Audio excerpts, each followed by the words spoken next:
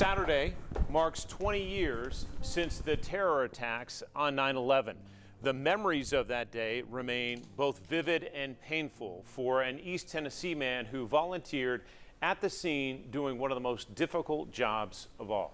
Leslie Ackerson has more on his reflections 2 decades later. It's sometimes beyond words. The memories are difficult, forever in Steve Tinder's mind and captured in photographs. Walked down about a half a block and stood at the center of Ground Zero. And I stood there and I was in awe. I just could not believe it. 2 days, 3 days prior to that, we were watching it on TV happen right where I was standing. The Knoxville police lieutenant was called to assist at Ground Zero after the attacks of September 11th.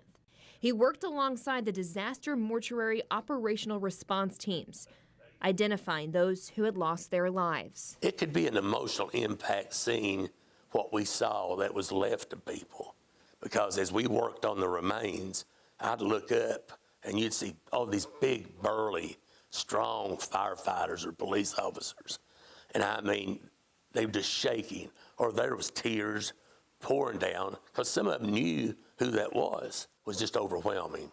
But we did our job, and we did it the best we could. After working long hours, days, and weeks, he'd return home with a mental weight. First deployment I've ever been on had nightmares. I hadn't had a nightmare since I was a kid. The job on everyone was a stressor. And exposure to the hazardous environment at the site has followed Tinder his entire life. It was a very toxic area. It brought me home with a lot of problems. Tinder was diagnosed with COPD, asthma, and has fought cancer 3 times. I think most of the people who got sick did it by inhalation. You were breathing all this. Smoke did not clear for quite some time. This year, 2 decades have passed since the nation was rocked by this tragedy. And Tinder finds comfort knowing he could play a small part in bringing peace to families. And it made you feel good because you knew that you had helped identify a person whose family will now get that word. They can start the process of healing. In Knoxville, Leslie Ackerson.